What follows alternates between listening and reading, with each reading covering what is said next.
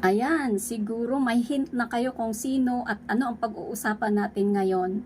Magandang gabi, good evening, maayong gabi sa tanan. So, kilala nyo ba yung nag-intro sa video natin? Na KMJS siya, I think 4 months ago.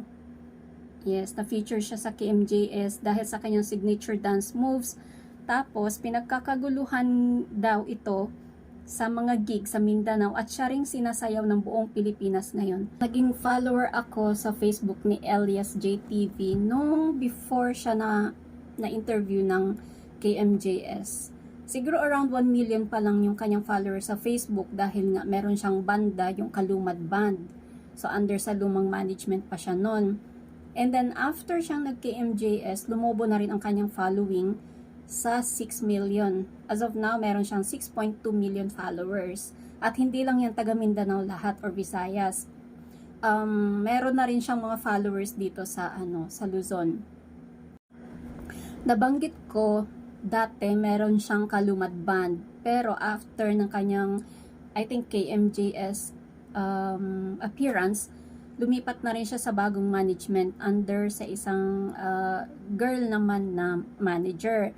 At simula sa kanyang bagong management, parang may lumalabas na issue about selosan between the manager at yung live-in partner ni Elias. Kasi si Elias ay may live-in partner at may isang anak po sila. Ang kanyang live-in partner ay isang teacher na rin sa Magpet, North Cotabato. At itong selos na issue between the manager at yung live-in partner ni Elias ay lumaki na nga. So kanina, like 6-7 hours ago, shinare ni Abby, ito po yung pangalan ng live-in partner ni Elias, shinare niya ang post ng Zanorte News Flash Facebook page. Dahil itong si Zanorte News Flash, merong shinare sa kanilang page na private video ni Abby. This is supposed to be a private video na sinend niya kay Elias.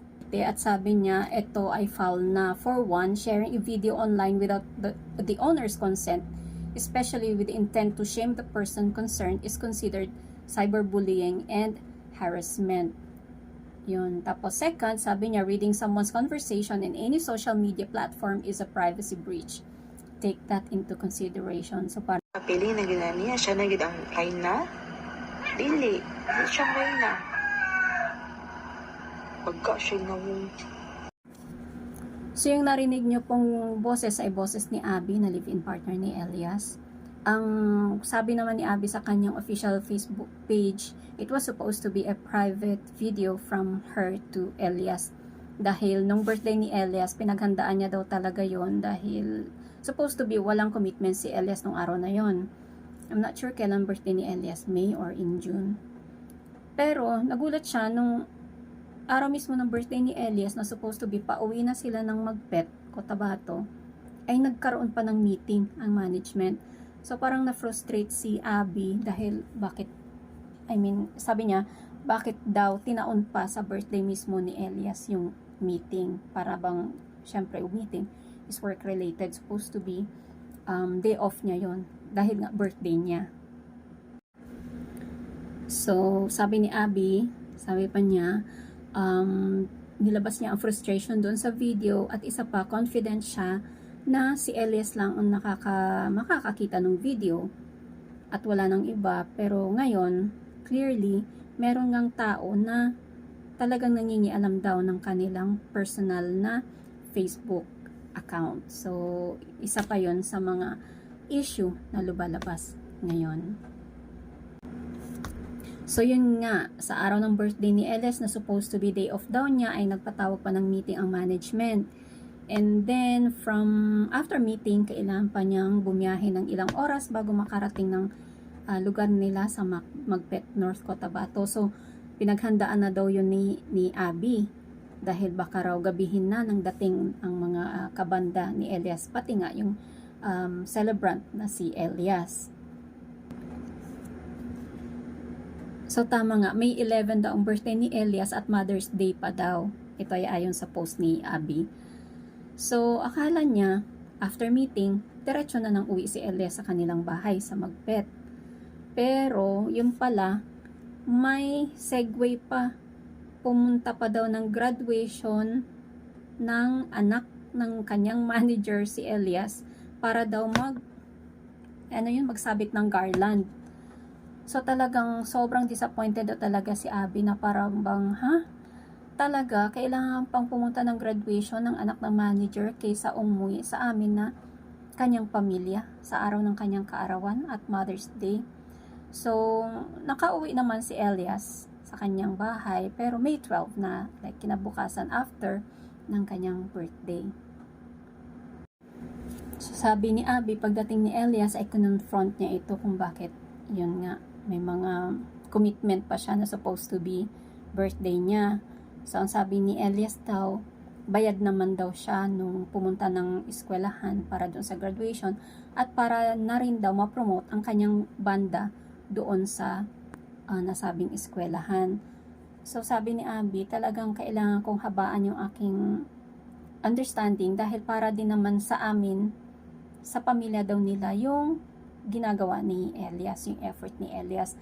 Pero ang ayaw lang talaga doon ni Abby ay yung feeling niya na parang ano ba ito sa Tagalog, ang gidaog-daog, yung parang kinakawawa na siya na pati daw ang kanyang appearance daw ay ano ba ito sa Tagalog, yung parang pati yung appearance niya ay pinapakialaman na daw, pati yung pagkatao niya at ang kanyang pamilya. So feeling ni Abby sobra na daw yung panlalait sa kanya ng kabilang kampo. Ngayon, puntahan naman natin ang side ng manager ni Elias na si Miss Beverly Pumikpik Labad-Labad. So kanina din ang kanyang post bilang pagsagot sa mga issues na pinost ni Abby. So sabi niya, ang pagselos nandyan na yan. Pero sabi niya, kayo na lang ang maging manager para kayo naman ang selosan, sabi niya. So 3 months pa lang pala naging under sa kanya itong Elias JTV band. Pero sabi niya since day 1, naging issue na daw ang selosan. So nagkomprontahan na pala si Abby at itong si Madam Beverly sa Cebu kung bakit parang may galit nga daw si Abby sa kanya bilang manager dahil trabaho lang naman daw ang ginagawa niya. By the way, si manager pala ay 7 years together at 3 years na siya married sa kanyang husband. Nag-post nga din siya ng picture ng kanyang husband. So may mga may mga points din na mabibigat si Miss Beverly dito, na sabi niya, suportahan mo na lang ang iyong partner dahil walang mag-aagaw sa kanya, sabi niya. Hindi naman ako nangingialam sa inyong personal na relationship. At humantong pa nga ito sa pag-breakdown ng talent sa punto na gusto na niyang magpatiwakal. So, ganun pala yun. Parang sa point of view ni Miss Beverly na naging toxic na ang relationship ni Abby at ni Elias dahil daw sa halos araw-araw na LQ o away nilang mag-live-in partner. Sabi dito ng manager, ang talent hindi na makakakonsentrate. Pati ang manager din, stressed na rin. Dahil sa walang kwentang selos sa loob ng 3 buwan na ito, sabi niya. Sabi niya, ito ang kailangan mong tanggapin dahil mayroon kang partner na nasa entertainment industry, sabi niya. Huwag mong pakialaman ang pag-set ng schedule ng management. Sabi niya, kung gusto mong sumama sa mga lakad ng banda, pwede, pero hindi ka naman pinagbabawalan, pero sa'yo lahat ang expenses, sabi niya. So yun, sa ngayon aligaga ang 6 million katao sa Mindanao dahil sa issue na to. Ang dami-daming mga nag-share ng mga yung leak video, private video ni Abby para kay Elias. At yun nga, yung sagutan ni Abby at ng manager ni Elias. I don't know kung ano magiging ending ng usapan na ito dahil since day one talagang may lumalabas na I don't know if it's from bashers or yung sa mga kalaban ni Elias sa banda na nagsasabi na si Elias daw ay talagang may karelasyon dito sa kanyang manager even before they signed the contract. At ito na nga, lumabas na sumabog na ang bulkan ng isa't isa. Kaya ayon. Of course, Mami Joey, para sa inyo to dahil lahat ng mga post ni Abby at ni manager ay nasa Bisaya kaya tin-translate ko na. So sa ngayon patuloy ang ang mga gigs ng LSJ TV band, like today sa Iloilo sila at meron silang mga US tour by September, parang may US tour sila, and then may naka-line up pa sila na pelikula entitled Lipad. So I don't know kung saan dadalhin si Elias. I don't know kung saan dadalhin si Elias ng isyong ito ng selosan dahil sa dalawang nagbabangga ang mga bato between his live-in partner na si Abby at ang kanyang manager na si Miss Beverly.